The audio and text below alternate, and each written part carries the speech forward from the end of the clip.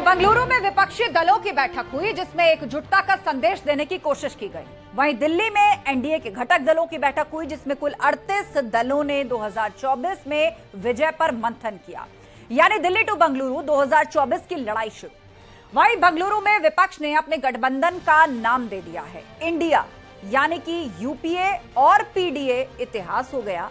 वहीं विपक्ष की ओर से इस बैठक में अगली मीटिंग मुंबई में रखने का फैसला किया गया, जिसमें संयोजक के नाम पर फैसला हो सकता है। एनडीए की मीटिंग से पहले प्रधानमंत्री मोदी ने विपक्ष पर करारा प्रहार किया। पीएम मोदी ने कहा विपक्ष कट्टर भ्रष्टाचारी है, जिस पर विपक्ष ने पलटवार किया। यानी 2024 की लड़ाई के लिए बैठकों का दौर शुरू हो चुका है। अब सवाल यह है कि एक तरफ एनडीए का कुनबा काफी बड़ा है, तो विपक्ष अपने 26 के साथ कैसी फाइट करेगा। और विपक्ष ने एकजुटता तो दिखाई, लेकिन चेहरे क्यों नहीं तय हो सके। इन सवालों के जवाब तलाशेंगे, लेकिन पहले ये रिपोर्ट देखिए। नफरत है, घोटाले हैं, तुष्टीकरण है, मन काले हैं। Family first, nation nothing.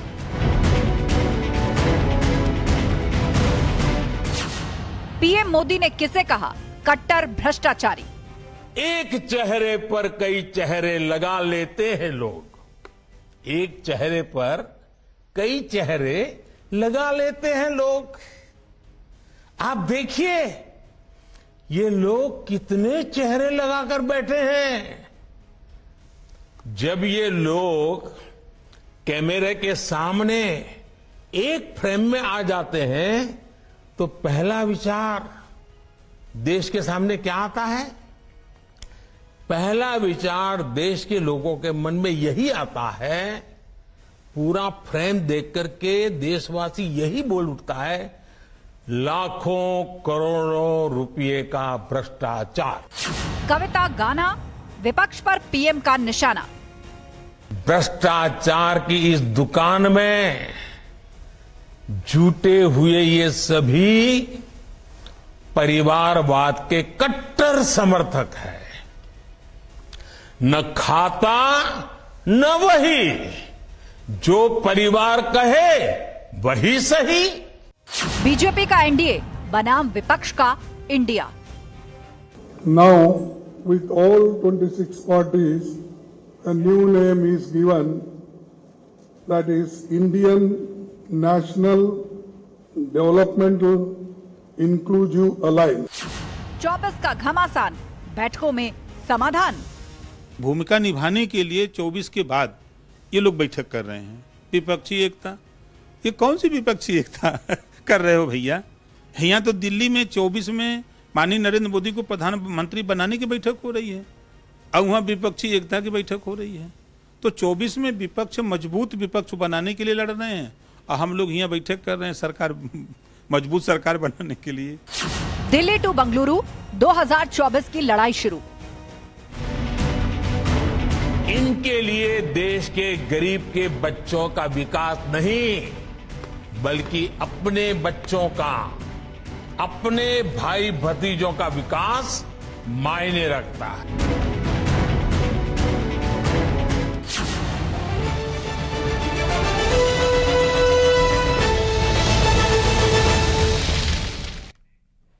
और अब वक्त हो गया महाबहस के 3 राउंड के सवाल का। एक एक करके वो सवाल आपके सामने जो आज सभी पैनलिस्ट के आगे हम रखने जा रहे हैं। सवाल नंबर 1, राउंड 1 में हम सभी से पूछेंगे एनडीए के साथी बड़े 24 में सीटें बढ़ेंगी क्या? कुल 38 दल हैं जो एक साथ इकट्ठे हुए हैं, मीटिंग में शामिल हुए हैं। अब 2024 में क्या सीटों में भी इजाफा होगा? जिस बड़े टारगेट को लेकर बीजेपी चल रही लोकसभा चुनाव में, उतनी सीटें मिलेंगी क्या?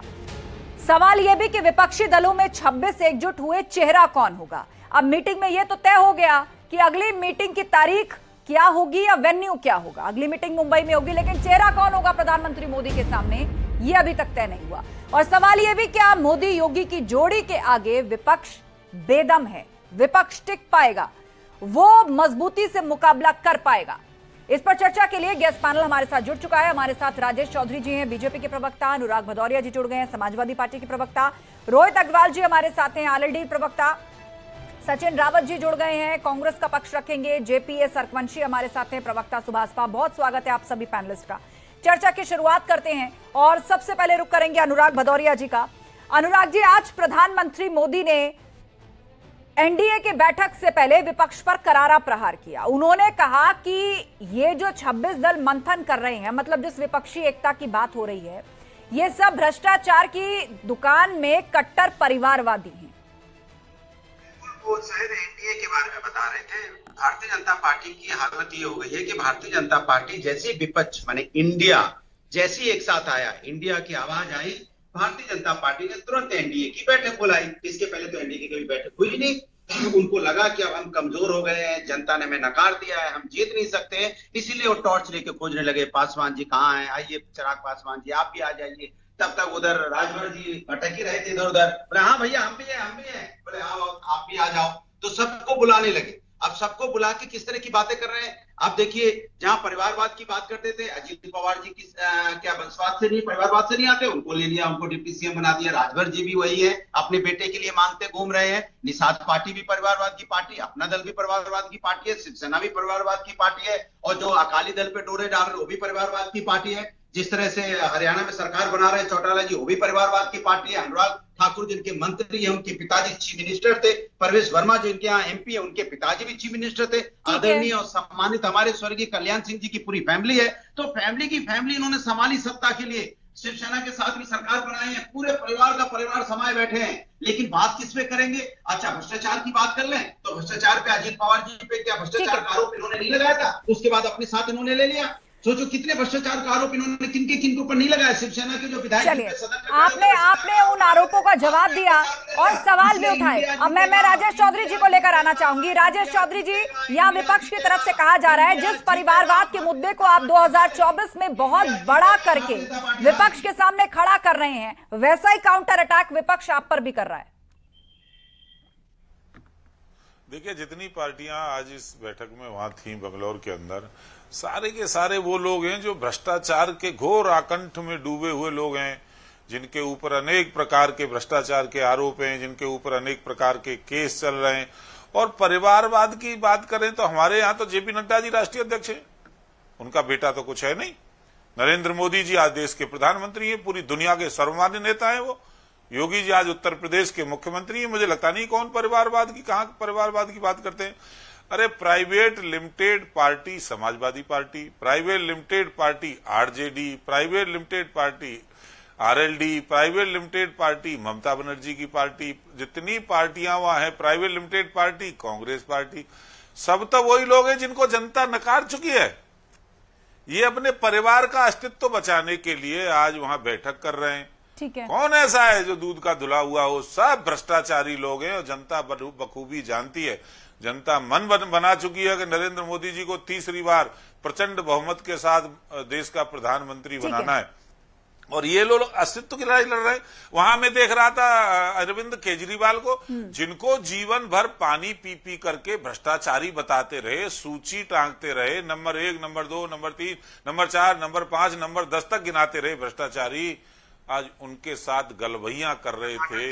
ये सब लोग इस देश का बंटा ढार करना चाहते हैं और भ्रष्टाचार करने के लिए सब मैं पूछ रहा हूँ टमाटर क्या भाव है, जरा बता दे। बीजेपी प्रवक्ता महोदय, टमाटर क्या भाव में, जनता क्या आवाज उठा? 70 रुपए किलो बेच रही है सरकार। नहीं क्या भाव है नहीं बता दे। बीजेपी प्रवक्ता आप डिबेट को भटकाने की कोशिश मत करिए। देखिए, सरकार ने बहुत सारी जगह मोबाइल रिटेल आउटलेट्स लगाए हैं और आप खबरें अगर देख रहे होंगे तो जनता लाइन लगा के खरीद रही है टमाटर 70 रुपए किलो। चलिए सब्जी मंडी बाद में ले जाइएगा। मेरे सहयोगी अनुपम मिश्रा जुड़ गए हमारे साथ। किसान को उसका लाभ भी मिल रहा है, ये देखिए। ठीक है, आप दोनों शांत हो जाइए, आगे सबको मौका मिलेगा। एक बार सब लोग अपनी बात रख लें, लेकिन उससे पहले अनुपम मिश्रा का मैं रुख करूंगी, जो आज दिन भर एनडीए की बैठक को कवर कर रहे थे और अब ये बैठक खात्मे की ओर है। अनुपम, इनसाइड स्टोरीज क्या है अंदर की? देखिए आस्था, सबसे बड़ी बात यह है कि जिस तरीके से भारतीय जनता पार्टी उत्तर प्रदेश और तमाम राज्यों में जिस तरीके से ये कोशिश में थी कि जो भी वहां पर क्षेत्रीय दल है वो कहीं न कहीं भारतीय जनता पार्टी की जो सोच है उससे प्रभावित होकर के एनडीए के सहयोगी दल बने। तो यहां पर सबसे बड़ी बात यह है कि लगातार जो इस तरह की खबरें चल रही थी, इनसाइड स्टोरी में सबसे बड़ी खबर यहां पर यह है कि ये बात सामने आ रही थी कि 38 सहयोगी दल हैं, लेकिन हमारे पास जो सूत्र हमें जानकारी दे रहे हैं उन सहयोगी दलों में बढ़ोतरी हो सकती है, यानी कि एनडीए का पूरा कुनबा जो है वो लगभग 39 या 40 दलों का माना जा रहा है कि आज एनडीए की जो बैठक है, जो बैठक चल रही है 5 बजे से, उसमें 39 या 40 यानी कि 38 से और कुछ दलों की बढ़ोतरी आज की बैठक में देखने को मिली है। दूसरी जो महत्वपूर्ण बात है कि चाहे ओम प्रकाश राजभर को ले लें सुभाषपा के, चाहे अपना दल एस के अनुप्रिया को ले लें, चाहे संजय निषाद को ले लें निषाद पार्टी के, उत्तर प्रदेश को लेकर के खास फोकस किया गया है, क्योंकि उत्तर प्रदेश में जिस तरीके से 2019 में जो हारी हुई सीटें थी उनको भी लेकर के खास फोकस किया गया है। ये एक बड़ी जानकारी निकलकर सामने आई है कि कहीं भी किसी भी तरह से चाहे समाजवादी पार्टी हो, चाहे बीएसपी हो या और जो दल हैं, उनका प्रभाव न रहे और पूर्वांचल पर खास फोकस रखा जाएगा, क्योंकि अनौपचारिक तौर पर ओम प्रकाश राजभर की और प्रधानमंत्री नरेंद्र मोदी की जो बातचीत हुई उसकी बॉडी लैंग्वेज भी कहीं न कहीं सूत्र बता रहे हैं कि ये थी कि पूर्वांचल के रण को भेद करके, क्योंकि दिल्ली का रास्ता उत्तर प्रदेश से होकर के जाता है, बिल्कुल, और सभी 80 सीटों में से एक बहुत बड़ा भाग पूर्वांचल का भी आता है और ओपी राजभर की पार्टी का प्रभाव है पूर्वांचल में। ओपी राजभर को शामिल किया गया एनडीए के कुनबे में। आप बने रहिए हमारे साथ। रोहित अग्रवाल का रुख करते हैं, प्रवक्ता है आरएलडी के। रोहित जी, प्रधानमंत्री मोदी ने विपक्ष पर जो परिवारवाद को लेकर प्रहार किया है उसमें उन्होंने कहा कि विपक्षी पार्टियों के लिए नेशन इज नथिंग, लेकिन परिवार उनके लिए सब कुछ है, घोटाला सब कुछ है, उनके लिए नेशन फर्स्ट नहीं आता, घोटाला फर्स्ट नेशन नथिंग। आस्था जी, अब तो बिल्कुल साफ दिखाई पड़ रहा है कि राष्ट्रवादी कौन है और देशद्रोही कौन है। अब इंडिया का भी अगर विरोध करना है एनडीए को तो इंडिया का भी विरोध कर ले वो, लेकिन अगर इंडिया का विरोध करना है तो फिर वो पाकिस्तान चली जाए। अब बताइए, इंडिया के लिए अगर जिसको लड़ना होगा, इंडिया के लिए जिसको खड़े होना पड़ेगा, तो इंडिया के लिए ही तो खड़े होंगे ना हम। और इंडिया के लिए अगर खड़ा होना है तो फिर तो सब कुछ समर्पित, तन समर्पित, मन समर्पित, सब कुछ समर्पित। और जब इंडिया के लिए लड़ेंगे तो जरूर, बहुत ही विवेकशील प्रयास आप लोगों ने किया है कि अपने अलायंस का नाम INDIA यानी कि इंडिया रख दिया, और आपने अपनी बात को भी वहीं से शुरू किया कि भला इंडिया का विरोध कौन कर लेगा। लेकिन मैं आपको बता दूं कि आपके इस नाम को अनाउंस करने के बाद अब बीजेपी की तरफ से पूछा जा रहा है, आपने तो कहा एनडीए वर्सेस इंडिया, वो पूछ रहे नहीं, भारत वर्सेस इंडिया होगा क्या 2024 में? नहीं, भारत वर्सेस इंडिया तो कभी हो ही नहीं सकता, क्योंकि भारत भी वही है और इंडिया भी वही है। तो अब तो अगर आपको कॉपी करने की आदत पड़ गई है तो आप कुछ भी कॉपी कर लो, आपको कॉपी करने की आदत पड़ गई तो आप कुछ भी कॉपी कर लो। पर अब तो जब इंडिया के लिए लड़ना है और भारत के लिए लड़ना है तो इसके लिए तो सब कुछ समर्पित है। और इंडिया के लिए लड़ते हुए तो अगर हम शहीद भी हो जाए तो हमें कोई फर्क नहीं पड़ता। दूसरी चीज मैं आपको बता दूं, जो प्रधानमंत्री जी ने कहा कि भ्रष्टाचारी, परिवारवादी और देशद्रोही, ये सब जब तक विपक्ष में आप रहते हो तब तक रहते हो, पर आप जब भारतीय जनता पार्टी में आ जाते हो तो आप वॉशिंग मशीन में धुल के आते हो। जैसे अभी मुख्तार अंसारी का परिवार भारतीय जनता पार्टी में सम्मिलित हो गया, आप किसी को पता ही नहीं चला, तो ये पूरा धुल धुला के समर्पित हुआ होगा वॉशिंग मशीन में। तो अब ना तो वो माफिया रह गए मुख्तार अंसारी, अब नाम अच्छा, ये बड़ा आरोप आप लगा रहे हैं, इसका जवाब हम राजेश चौधरी जी से लेंगे। राजेश चौधरी जी से लेंगे, उससे पहले सचिन रावत जी। सचिन जी, मंथन चला बेंगलुरु में 2 दिन, आपके स्पेशल 26 हैं, आपने नाम दिया इंडिया। अब तय क्या हुआ अगला वेन्यू कि मतलब अगली बैठक जो है वो मुंबई में होगी, लेकिन सबसे महत्वपूर्ण था चेहरा और सीट शेयरिंग, उस पर तो कहीं कोई बात ही नहीं बनी। तो विपक्षी एकता की बैठक बस हुई है, लेकिन 24 के लिए जो असल चिंता का विषय है वो वही के वही है। मोदी के सामने चेहरा कौन होगा, किस राज्य में कौन पार्टी किसके लिए कितने सीटें छोड़ेगी? देखिए आस्था जी, जहां तक मोदी चेहरे की बात आप बता रही हैं, मोदी चेहरा तो हिमाचल प्रदेश और कर्नाटका में भी था। मोदी के नाम पर वोट मांगे गए, मोदी ने रैलियां की, जनसभाएं की, क्या हुआ? हारे ना दोनों राज्यों में। अब मोदी जी का कोई चेहरा नहीं बचा है, अब इनका चेहरा बेनकाब हो चुका है। अब मैं तो कहता हूं मोदी जी जरूर चेहरा बने, क्योंकि जनता तैयार बैठी है। वो महंगाई के मुद्दे पर, बेरोजगारी के मुद्दे पर, गिरती अर्थव्यवस्था के मुद्दे पर जिस तरह से आपने आप ये बता दीजिए ना, आपकी तरफ से चेहरा कौन? झूठा सपना दिखाया कि हम अच्छे दिन लेकर के आ रहे हैं। कौन होगा आपकी तरफ से चेहरा? देखिए चेहरे, मैं तो बता रहा हूं कि देखिए आप ये सब अगर आपको बता दिया जाएगा सत्ता तो परिवर्तन का मन बनाएगी सचिन जी, उसको भी तो वो ये भी तो चाहेगी ना कि अब मोदी है, अभी तक आने वाले समय में बताया जाएगा। देखिए हमारी आस्था जी, हमारी लड़ाई महंगाई से है, बेरोजगारी से है, नफरत से है।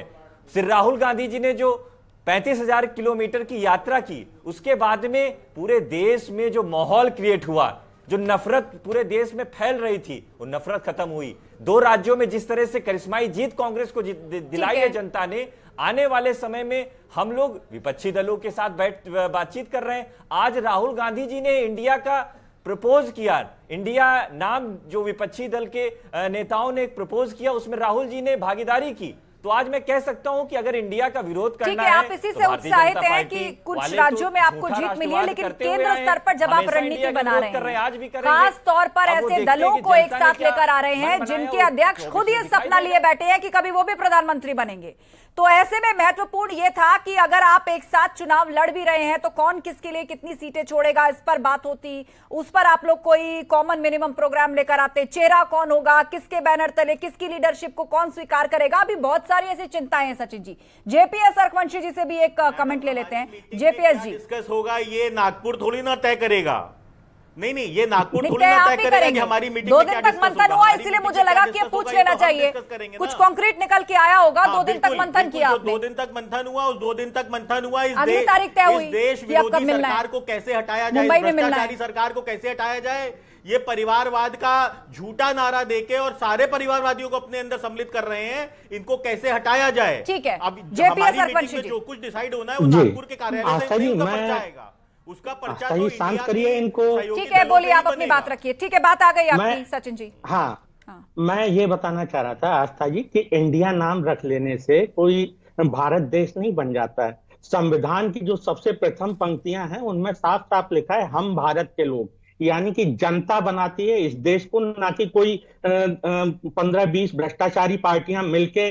अरे भैया, प्रधानमंत्री नाम भी रख लेते कोई पार्टी, राहुल गांधी जी को या जयंत जी को प्रधानमंत्री नाम पकड़ा देते कि आपका नाम आज से प्रधानमंत्री होगा, किसी को आप वित्त मंत्री नामकरण कर देते। तो वित्त मंत्री नाम रखने से आप वित्त मंत्री नहीं बन जाएंगे, प्रधानमंत्री नाम रखने से आप प्रधानमंत्री नहीं बन जाएंगे, इंडिया नाम रखने से आप इंडिया नहीं बन जाएंगे। ये जनता डिसाइड करेगी। और भ्रष्टाचार के नाम पे लोगों की आंख में धूल झोंकने के लिए ये इंडिया नाम रखा गया है। आस्था जी, मैं आपके चैनल पर अभी 2 लोग बैठे हैं यहाँ पे जिन्होंने इंडिया नाम रखा है, इनसे पूछिए क्या ये 1885 की जो कांग्रेस है, जून की कांग्रेस है, अंग्रेजी मानसिकता की कांग्रेस है, ये हिंदी में नाम बता दे, ये हिंदी में नाम बता दे कि इनकी पार्टी का गठबंधन का हिंदी में नाम क्या है। आस्था जी मैं जवाब जरूर दूंगा। गठबंधन का नाम बोलिए। वैसे तो सोशल मीडिया में हर कोई इंडिया को अलग अलग तरह से इंटरप्रेट कर रहा है, जिसको जो सूट कर रहा है वो इस एब्रिविएशन को ऐसे ही एक्सप्लेन कर रहा है। बोले सचिन जी। नहीं, हिंदी में नाम तो पूछिए, अखबार वाले कल क्या लिखेंगे। इंडिया, मुझे लगता है कि इनको ज्ञान नहीं है। ये अगर आज इनसे नाम पूछिए कि पढ़े लिखे होते, अपने बायोग्राफी में पढ़ा लिखा होता तो उसमें इंडियन होता है। अगर कोई नागरिकता होती है उसमें भारतीय और इंडियन होती है। कम से कम ये सब चीजें पढ़ा लिखा करिए, राजभर। अच्छा ठीक है, आपसे विवाद में मत उलझिए, आपसे विवाद में मत उलझिए। मैं अनुराग जी को लेकर आना चाहूंगी। ठीक है, शांत हो जाइए, आप दोनों ने अपनी अपनी बातें रखी। अनुराग जी, अब से थोड़ी देर पहले, तकरीबन आधे घंटे पहले अखिलेश यादव जी ने ट्वीट किया है और उन्होंने लिखा है कि वो 2 और जोड़ लेते तो 38 + 2 = 40, 40 पूरे हो जाते। सबने वो पुरानी कहावत तो सुनी होगी। भारतीय जनता पार्टी की हालत ये हो गई है कि अब वो बेचारे परेशान है, इसलिए हमें उनके ऊपर कुछ नहीं कहना। बट हम 2 शब्द भारतीय जनता पार्टी को और देश के लिए बोलना चाहते हैं, तो मुझे लगता है आपको भी अच्छा लगेगा, जो हमारे साथी लोग बैठे उन्हें भी अच्छा लगेगा। कहते हैं ना, विपक्ष दलों ने ठाना है देश को बचाना है, कुर्सी जिनका सपना है उन्हें सबक सिखाना है, सत्ता के लालच में जो हैं उन्हें मिलकर बताना है, इंडिया एक हुआ अब बेहतर भारत बनाना है। तो जो इंडिया और भारत की बात करते हैं वो ये समझ जाएं कि अब देश चूंकि उन्नति की तरफ जाएगा, विपक्ष एकता मजबूत हुई है, जनता का गठबंधन है, भारतीय जनता पार्टी का तो नेताओं का गठबंधन है। वो सत्ता बनाने के लिए नेता तोड़ते हैं। नेता को कैसे लिया जाए, खर्च करके लिया जाए, एमएलए तोड़ के वो महाराष्ट्र में सरकार बनाते हैं, मध्य प्रदेश में सरकार बनाते हैं, गोवा में बनाते हैं। अच्छा, आपकी पार्टी सुरक्षित है ना अनुराग जी?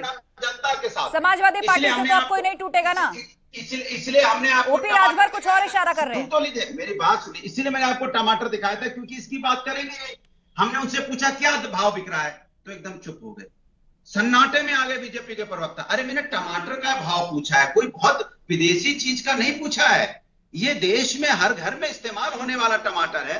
आप देंगे घबरा क्यों गए, परेशान क्यों हो गए? नहीं इसका भाव बता दो ना। महंगाई पे चर्चा नहीं होती है ना, सारे मुद्दे आप जनता के बीच में लेके जाइए मुद्दों को, लेकिन आप जनता के बीच में लेके नहीं जाइए।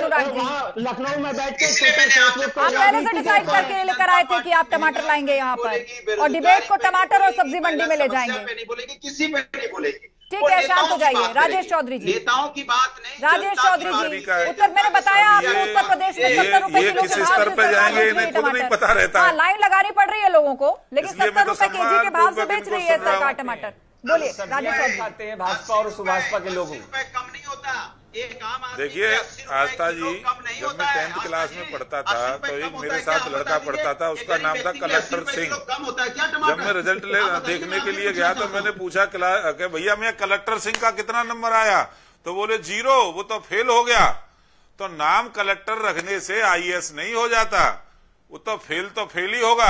अखिलेश यादव गिनीज बुक में नाम दर्ज कराएंगे चुनाव हारने में। आप देखिए, बाप की कमाई हुई पूंजी को बर्बाद करने का यदि कोई नेता काम कर रहा है, उनका नाम है माननीय अखिलेश यादव जी। जब से सत्ता समाजवादी पार्टी के संगठन की संभाली है, गर्त में ले जा रहे हैं उनको, और ये जनता बखूबी जानती है। बेईमान और भ्रष्टाचारियों को केवल लूटने का काम करते हैं, केवल देश को बर्बाद करने का काम करते हैं। आज मोदी जी को पूरी दुनिया सलाम कर रही है। हमें गर्व नहीं होगा जब हमारे देश के प्रधानमंत्री दुनिया के किसी देश में जाएं और वहां का राष्ट्राध्यक्ष हमारे प्रधानमंत्री के पैर छू रहा हो? इससे और ज्यादा सम्मान की क्या बात हो सकती है? इससे और देश को क्या चाहिए? मोदी जी का नेतृत्व, यदि उससे ये घबराए हुए नहीं होते तो इस तरह छटपटाहट इनके मन के अंदर नहीं होती। क्या हालत हुई है नगर निकाय चुनाव के अंदर? उत्तर प्रदेश में 17 नगर निगम में समाजवादी पार्टी कहीं ढूंढे से नहीं मिलती है। और आरएलडी के प्रवक्ता को मैं सुन रहा था, अरे भाई पहले तय तो करो, दोनों आपके राष्ट्रीय अध्यक्ष जी और अखिलेश यादव जी दोनों बात भी करते हैं कि नहीं आपस में? ठीक है, चलिए।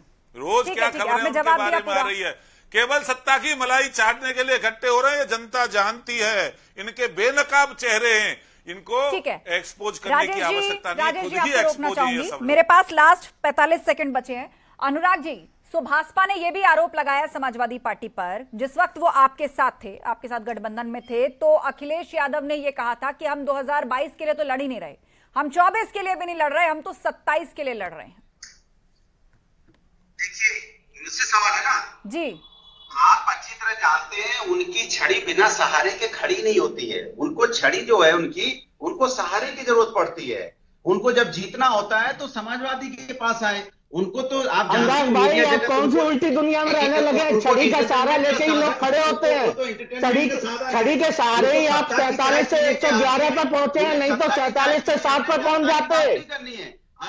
आप 47 से 111 छड़ी का सहारा लेके ही पहुंचे हैं, नहीं तो 60 पर निपट जाते हैं। इस बार जनगणना के साथ होंगे कि नहीं? पूर्वांचल में गायब हो जाते। आवाज उठाएंगे कि नहीं उठाएंगे? ठीक है, अनुपम मिश्रा मेरे साथ जुड़ गए, उनके पास कोई जानकारी है। मैं आप दोनों को रोक रही हूँ 1 मिनट के लिए। अनुपम बार बार हाथ उठा रहे, बोलिए अनुपम। देखिए आस्था, बड़ी जानकारी यहां पर सूत्रों के हवाले से, बैठक के अंदर से हमें सूत्रों के हवाले से बड़ी जानकारी मिली है कि प्रस्ताव रख दिए गए हैं। एनडीए की बैठक में प्रस्ताव रख दिए गए हैं और कुछ ही देर में प्रस्ताव पर औपचारिक तौर पर मोहर लगने वाली है। बड़ी खबर यह हम बता रहे हैं, इस वक्त एनडीए की बैठक में प्रस्ताव रख दिए गए हैं। और दूसरी महत्वपूर्ण जानकारी यहां पर यह है कि अब से थोड़ी देर बाद 5 से 7 मिनट के बाद प्रधानमंत्री नरेंद्र मोदी एनडीए की बैठक को संबोधित करने वाले हैं। 5 से 7 मिनट का बस वक्त है। इसके बाद प्रधानमंत्री का संबोधन होगा और उसमें वो सारी चीजों को बताएंगे कि आखिर किस तरीके से एनडीए 2024 के लिए और साथ ही साथ केंद्र की सरकार ने या बीजेपी ने जिस तरीके से अब तक पिछले 9 सालों में जो काम किए हैं और आगे के लिए किस तरीके का रोड मैप है, इन सारी चीजों को कहीं ना कहीं रखा जाएगा। तो सबसे महत्वपूर्ण बात यहां पर यह कि प्रस्ताव पेश हो गए हैं। इन प्रस्ताव में क्या है, ये कुछ ही देर में साफ हो पाएगा। आस्था, चलिए, आप नजर बनाए रखिए। शुक्रिया अनुपम अपडेट के लिए। तो प्रस्ताव पेश हो गए हैं और थोड़ी देर में साफ हो जाएगा कि किस तरह के प्रस्ताव आए हैं। लेकिन इस बीच बंगलुरु में 2 दिन तक विपक्षी दलों की बैठक चली और आज ये एनडीए की बैठक दिल्ली के अशोक होटल में हो रही है। उसकी तस्वीरें हमें मिल रही हैं, वो हम आपको स्क्रीन पर दिखा रहे हैं। आप देख रहे हैं चिराग पासवान वहां पर है। कुल मिलाकर 38 दल हैं जो आज इस बैठक में शामिल हुए हैं और इसकी एक लार्जर पिक्चर निकल करके सामने आई। देखिए, सभी लोग एक साथ मंच पर हैं, जिसमें सरकार के अहम मंत्रियों से लेकर सहयोगी दलों के प्रतिनिधि सभी एक साथ तस्वीर में दिख रहे हैं। लेकिन बैठक अभी चल रही है और थोड़ी देर में प्रधानमंत्री मोदी का भी यहां पर संबोधन होने वाला है। तो 2024 के लिए फिलहाल जो एनडीए का खेमा है उसकी ये आप पिक्चर देख रहे हैं सहयोगी दलों के साथ।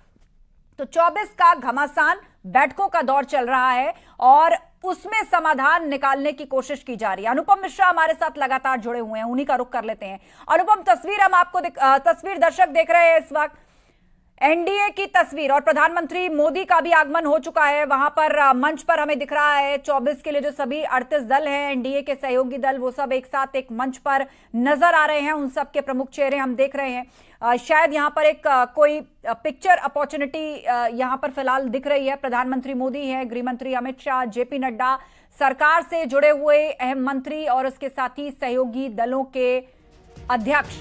एनडीए की बैठक 3 घंटे से जारी है। अभी तक 22 दलों ने अपनी राय रख दी है। एक एक करके 38 दल अपने राय और प्रस्ताव रख रहे हैं। एनडीए की बैठक 3 घंटे से चल रही है।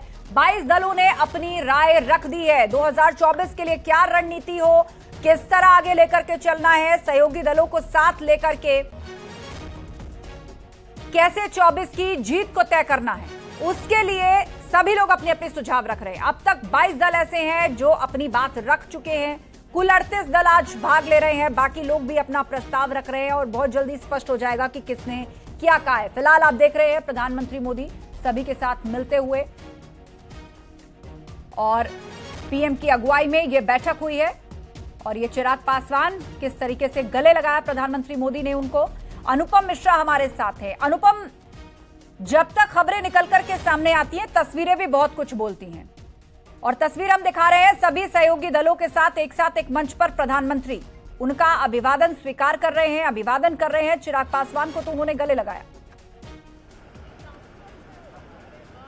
देखिए, जाहिर तौर पर आस्था सबसे बड़ी बात यह है कि अगर आप देखें पिछले 1.5 साल 2 साल पहले की तस्वीरें, तो ये स्पष्ट नहीं हो पा रहा था कि एनडीए में कौन है कौन नहीं है। इसको लेकर बड़ा उहापोह की स्थिति थी। आप देखिए कि जिस तरीके से उत्तर प्रदेश में ही आप देखें कि ओम प्रकाश राजभर की जो पार्टी है सुभाषपा, उसका कुछ रोडमैप क्लियर नहीं था, वो कहां जाएंगे। कभी लग रहा था कि मायावती के साथ जा सकते हैं, कभी कहीं। ऐसे ही बिहार में देखिए, महाराष्ट्र में देखिए, अलग अलग तरह से चीजें साफ नहीं दिख रही थी 1-2 साल पहले, क्योंकि हर राज्य के अपने अलग समीकरण होते हैं। पॉलिटिकल पार्टी अपना हित देखती है और सत्ता के करीब भी रहना चाहती है। ये सारी चीजें, सारे फैक्टर सारे राजनीतिक दल देखते हैं।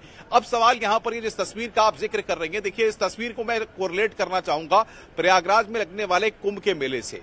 देखिए, जहां पर देश दुनिया हर जगह से लोग आते हैं कुंभ के मेले में, इसको आप एनडीए का कुंभ समझिए, क्योंकि जो राजनीतिक दल एनडीए से प्रभावित हुए हैं, बिल्कुल, और ये कुंभ विपक्षी दलों के लिए भी था, उनके भी सहयोगी इकट्ठे हुए और सत्ता पक्ष यानी एनडीए ने भी अपने सभी दलों को एक साथ एक मंच पर आज बुलाया जहां मंथन कर रहे हैं। और आप बने रहिए अनुपम हमारे साथ, आगे भी अपडेट्स के लिए लौटेंगे और सभी पैनलिस्ट का बहुत शुक्रिया इस चर्चा में शामिल होने के लिए। तो इस खबर से आपको अपडेट रखेंगे। फिलहाल एक ब्रेक का वक्त है, मुझे दीजिए इजाजत। नमस्कार।